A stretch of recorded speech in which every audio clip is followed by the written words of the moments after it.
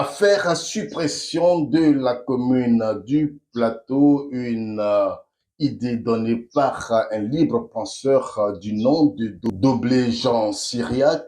Le PDCI RDA de feu le président Henri Konan Bédié, aujourd'hui dirigé par Tidiane Thiam, a décidé de réagir sur cet argumentaire qui a été publié par le quotidien gouvernemental de Fraternité Matin pour M. Soumaïla Bredoumi. Cette information, si elle venait à être mise en application, ce serait un recul de la démocratie en Côte d'Ivoire. On écoute l'intégralité de la déclaration de Soumaïla Bredoumi sur la question. Le débat que vous avez vu tout dernièrement dans la presse concerne un certain penseur libre qui a signé au nom de Doblé Jean Syriac, qui estime que la commune du Plateau devrait être supprimée. De quoi s'agit-il? En effet, le vendredi 5 avril 2024, il a été publié dans plusieurs journaux, dont le quotidien gouvernemental Fraternité Matin, un argumentaire en faveur de la suppression de la commune du Plateau par un certain libre penseur qui signe donc au nom de Doblé Jean Syriac. Après la présentation de ces arguments, il a conclu en ces termes. Il est proposé l'intégration de la commune du Plateau au district autonome d'Abidjan avec une révision de la répartition des taxes entre l'État, le district autonome et la commune d'Adjamé. Le PDCI RDA se sent donc interpellé. D'abord parce que cette commune est dirigée depuis plusieurs années par des équipes successives dont les têtes de liste ont toujours été des militants du PDCI RDA. Le maire actuel est un haut et compétent cadre du PDCI RDA, de notre parti, membre du secrétariat exécutif. Ensuite, les arguments avancés sont très discutables et pour certains diffamatoires. On ne peut pas donc rester et dire que c'est une petite chose. Le président Houphouët-Boigny nous a dit qu'en politique, il n'y a jamais de petites choses. Si Fraternité Matin s'est permis de diffuser, malgré les incongruités, les injures dedans, c'est qu'ils ont jugé bon que c'était pas pertinent, parce que c'est l'organe gouvernemental. À la limite, on peut aller plus loin pour dire que c'est cautionné par le gouvernement. Parce qu'on n'a pas vu la réaction du gouvernement par rapport à la publication de Fraternité Matin. Les autres journaux, on peut les taxer de tabloïds. Mais Fraternité Matin, pour nous, on prend ça au sérieux. En tout cas, quand nous étions au pouvoir, Fraternité Matin, c'était un journal sérieux. On pense que ce sérieux demeure. Nous prenons ici quelques points soulevés par le libre penseur. La commune du Plateau est habitée par 7000 personnes et pourtant compte 82 000 inscrits sur la liste électorale. Pour rappel, les conditions d'inscription sur les listes électorales sont régies par les tests réglementaires et non dictées par le maire du Plateau. Par ailleurs, sachez qu'à la suite de l'accord de Marcoussis, une opération spéciale d'établissement des CNI couplée avec l'inscription sur la liste électorale a été organisée en Côte d'Ivoire. Les personnes exerçant dans la commune du Plateau ou ayant un quelconque intérêt dans cette commune, pendant les jours ouvrables, ont jugé plus pratique de procéder à leur enrôlement au Plateau. Pendant ce jour, ils sont là-bas. Pendant le week-end, où ils habitent, c'est fermé. Et pour les retraits, c'est plus pratique. Cela a facilité leur opération d'établissement et de retrait de leurs pièces d'identité. Il faut ajouter qu'à ces personnes, une catégorie de jeunes majeurs qui fréquentent les établissements supérieurs qui sont légion dans cette commune. Tous les élèves qui étaient là-bas en son temps, même s'ils ont fini, ils ont dit se faire inscrire pour retirer leur carte d'identité dans la commune du Plateau. Au finish, un nombre important de citoyens s'est retrouvé de gré, parce qu'on ne les a pas forcés, sur la liste du Plateau. Le maire de la commune du Plateau donc n'est nullement responsable de la présence sur la liste électorale de 82 000 inscrits. Il faut noter qu'aux dernières élections de novembre 2023, la commune du Plateau a enregistré un taux de participation de près de 38%. Ça veut dire que ces 38%-là, ils dépassent les 7 000. S'il n'y avait que les 7 000 là, les dernières élections-là, tout le monde parti, il allait voir que 7 000, peut-être moins. Alors qu'à Yopougon, il n'y a eu que 17% de taux de participation. Yopougon, qui est une cité dortoir, 17%. Ce taux de 30% indique clairement donc que c'est plus de 7000 personnes qui ont pris part à ce scrutin. Si c'était une liste artificielle bondée, les gens n'allaient pas se déplacer pour venir voter. S'ils sont venus, inscrits, c'est qu'ils lui ont leur intérêt. Il y a beaucoup de personnes qui ont des intérêts au plateau.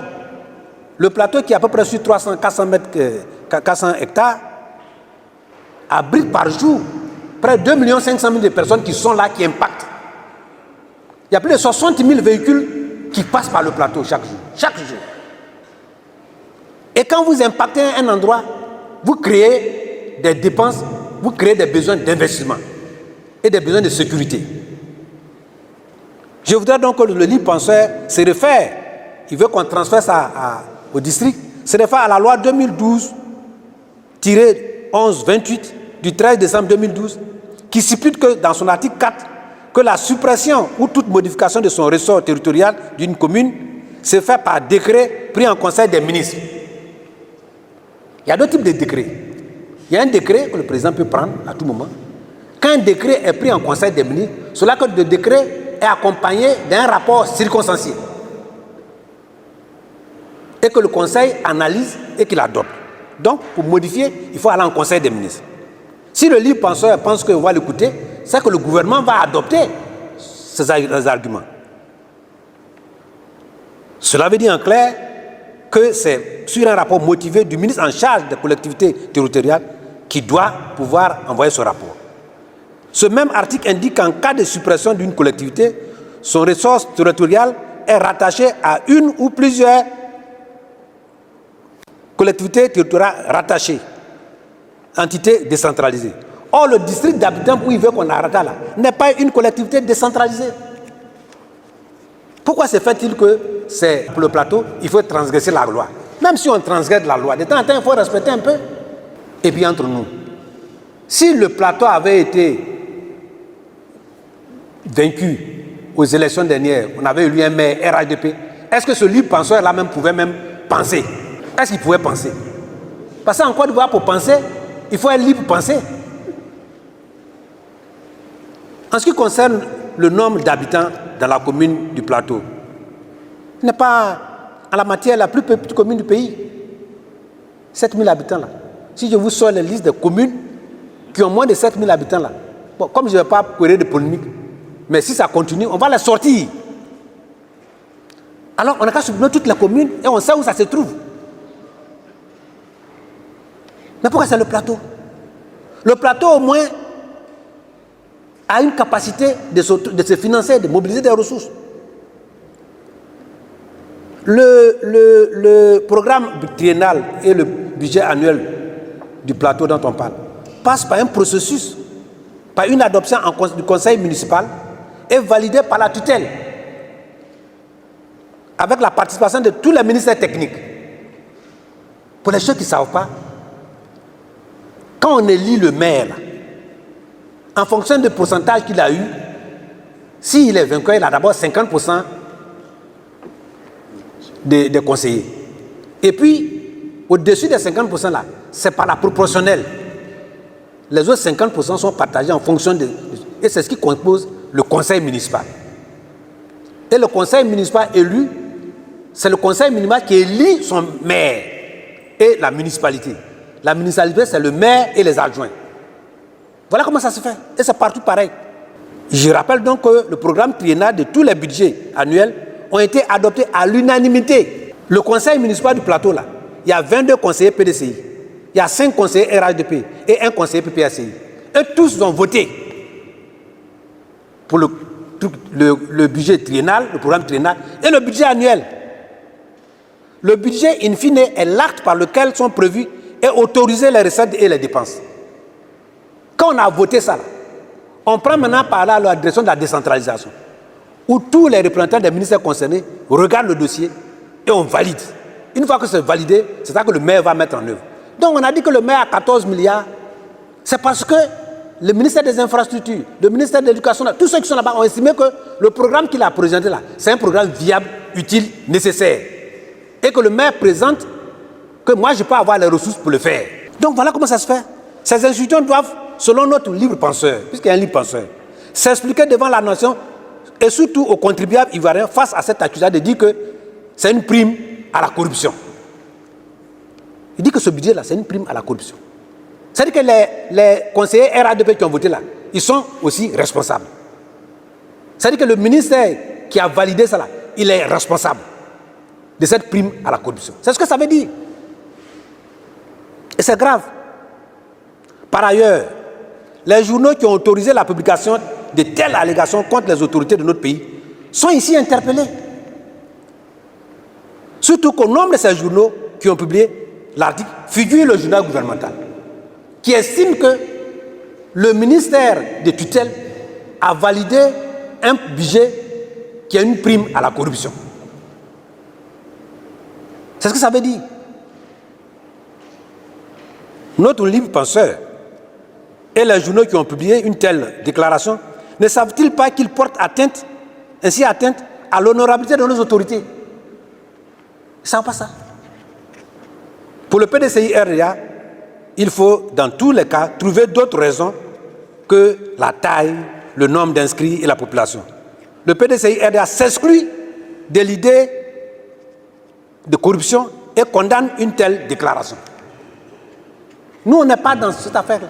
Nous, on s'exclut. Les autres n'ont qu'à se prononcer là-dessus. Pour le PDCI-RDA, la volonté en filigrane de suppression de la commune du Plateau est un recul démocratique. Pire, il résulte d'une manigance politique plus large contre les maires et les élus municipaux du PDCI-RDA. Pour rappel, moi j'ai fait une déclaration ici quand on a élu le maire de Cocody. Vous avez tout ce qui a été autour pour pouvoir annuler et mettre le Cocody sous tutelle. Après que le maire ait battu platement les tabataba. N'ayant pu donc pas battre nos listes par les urnes, il faut user d'autres moyens pour soit réduire significativement leurs ressources ou les supprimer au profit des communes de leur obédience. En effet, après l'échec de mise sous tutelle de Cocody, un autre plan est en cours pour rattacher, en tout cas les informations que nous avons, une bonne partie de la commune de Cocody à Abobo, à Anyama et à Benjerville. Puisque le décret de la loi qui est prévue là, en son article 4, permet cela. Le plateau à Adjamé et une partie de Makori à Koumansi. Quant à la commune de Port-Boué, elle se verra privée des ressources provenant de l'aéroport et du port. Voilà en réalité ce qui se trame dans les laboratoires. Le PDCI-RDA ne cessera pas de marcher sur les pieds. Nous appelons donc la haute direction du parti, appelle donc à la vigilance de tout le monde et nous n'allons pas laisser. Ou on est en démocratie, ou on n'est pas en démocratie. S'ils veulent nous qu'à supprimer toutes les mairies, et puis il n'y a plus de maires, et puis le ministère de tutelle propose des nominations.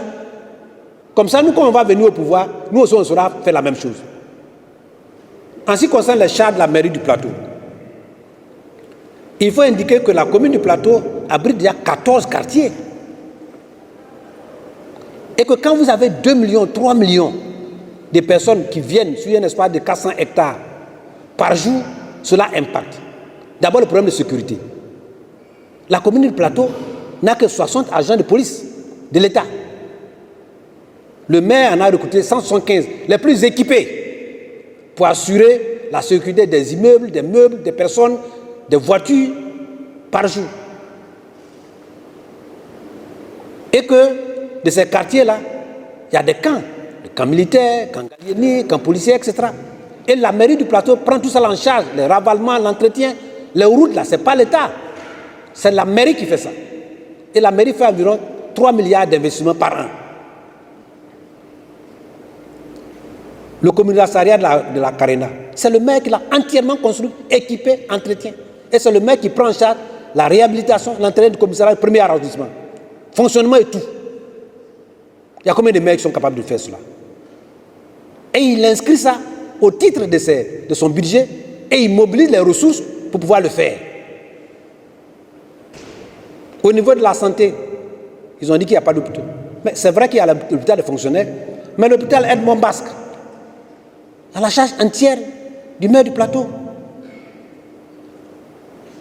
Donc, sur les 6 millions d'habitants, comme je l'ai dit, à Abidjan, dans le district, il y a à peu près 2 500 000 qui impactent quotidiennement la mairie du plateau. Elle impacte les quartiers, constitue donc un défi sécuritaire auquel fait face quotidiennement les autorités municipales. Au niveau de la sécurité, comme je l'ai dit, le maire du plateau ne compte que 60, la mairie de l'État, et 175. D'ailleurs, il compte l'améliorer cela. Ils sont superbement équipés. Tout ce qui était les NAMA, tout cela, sont pris en charge pour leur permettre de se comporter en citoyens civilisés et d'éviter des banditismes sur les biens des gens quand ils sont garés. Vous avez vu que maintenant, quand vous allez au plateau, vous n'êtes plus poursuivi par les NAMA, etc., parce qu'il y a un maudit qui est avec le mairie qui le fait. Comme toutes les communes, celle du plateau assure la gestion de proximité. Quand vous voyez les ravalements, les trottoirs qui sont bien entretenus, ce n'est pas l'État, c'est la mairie. Et vous avez vu l'état civil. Combien de personnes ne quittent pas dans d'autres communes pour venir faire leur état civil au plateau? Toutes les diplomaties, comme on appelle les consulaires, toutes les hauts cadres, c'est au plateau. Et c'est près d'1 million de dossiers que la mairie doit gérer ça. Bien regardé, bien informatisé. Et quand vous y allez, vous ne mettez pas du temps. Ça a besoin d'argent. Et ça, c'est grâce à la gestion du PDCI RDA. Voyez-vous? Donc, le PDCI RDA est conscient qu'on veut le spolier de ses réussites en utilisant des moyens peu catholiques qui ne sont pas démocratiques. Et nous n'allons pas accepter. Nous n'allons pas accepter parce qu'on dit qu'il y a des gens, quand ils dorment, qu'il y a la tranquillité, ils ne sont pas contents. Plus loin, ce qu'on peut voir. Comme les gens savent que allègrement nous partons vers la conquête du pouvoir dans la tranquillité, ils veulent créer des situations de trouble. Parce que c'est dans le trouble qu'ils connaissent. On va se mettre, on va dire non, il y a telle chose, il y a telle chose. Mais c'est ce qu'ils avaient voulu faire au 16 décembre 2023. Ils sont venus nous prendre en pensant qu'on allait créer des troubles, arrêter tous les dirigeants et puis dissoudre le PDCI. C'était l'objet. Sinon, pourquoi, après avoir bloqué l'hôtel Ivoire, on vient bloquer notre siège? On nous a empêchés d'avoir accès à nos sièges. C'est la même chose qu'ils veulent provoquer. Mais je reviendrai de ceci. Le district d'Abidjan, il a des ressources.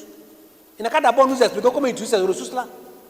Si ce n'est pas pour aller faire louer à des gradins et autres qui sont construits par eux-mêmes pour aller détruire les habitations des gens et se faire payer par l'argent du contribuable. Je vais revenir là-dessus si vous voulez bien, mais il n'a qu'à faire attention. Voyez-vous, les parents nous ont expliqué l'histoire de la tortue et de la biche grise qu'on appelle Céphalope Maxwell, les forestiers. C'est avec la peau du Céphalope Maxwell qu'on fait souvent les tam-tams. La tortue, vous savez que c'est un animal qui est très pacifique, qui n'a pas de force, qui est là. Et un jour, on les a invités à la cour royale. Elle vient, tu bandes l'élastique quelque part, et la biche Maxwell danse très bien, très élégante, on l'applaudit. Non content de son applaudissement, elle va provoquer la tortue. Pour dire voilà, toi tu n'es pas belle, tu ne peux rien faire, tu ne sais même pas danser. La tortue ne réagit pas. À force de provocation, la tortue a décidé quand même d'aller faire des pas de danse. La tortue est sortie. Et ces pas de danse étaient tellement particuliers que le tapeur de tam-tam ne fait que taper. Il a tapé, la peau est percée. On dit, ah non, il faut trouver une nouvelle peau pour couvrir. La peau de qui? La peau de la biche Maxwell. On a l'attrapé, on l'a tué pour prendre sa peau. Mais on n'a qu'à faire attention, hein. Nous, on ne sait pas danser, on est tranquillement, on a paix. Mais afin de nous provoquer là, vous allez provoquer ceux qui ont besoin de vous pour faire autre chose. Voilà, on ne veut pas arriver là-bas. Donc Dieu là, lui, il sait comment rendre sa justice. Ils n'ont qu'à arrêter. On a gagné. Malgré toutes les tricheries, on a gagné Marcory. Moi, je allais faire campagne à Marcory. Leur candidat là-bas, vous connaissez son slogan? We have a dream. C'était son slogan. Mais on a gagné. On a gagné Port-Boué. Pour bien là, bon, je crois que les gens même ont du mal à trouver candidat là-bas maintenant. On a gagné Cocody. On a gagné le plateau. Un parti qui se voit majoritaire partout. Pourquoi s'acharne-t-il sur les mairies que nous avons gagnés? On n'a qu'à nous laisser tranquilles.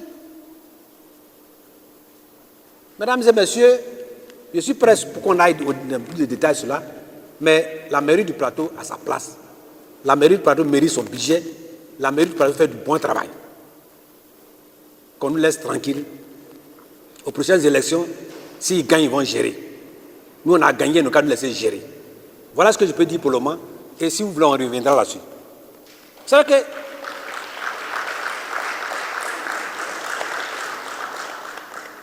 que... En tout cas, faites-nous confiance. Nous n'allons pas nous laisser spoiler.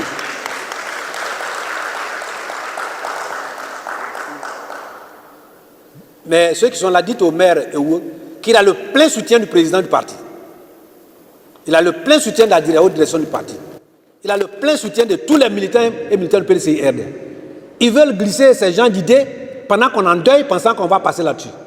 On ne devait pas passer, bon, nous on est en deuil, mais ce n'est pas pour autant. Il faut nous traiter comme la tortue. Si vous nous traitez comme la tortue, vous allez vivre comme la biche royale Maxwell. Voilà. Mais l'actualité aussi, vous savez, c'est sur la dette qui a fait l'objet de beaucoup de déclarations et de débats à l'hémicycle et dans l'opinion publique.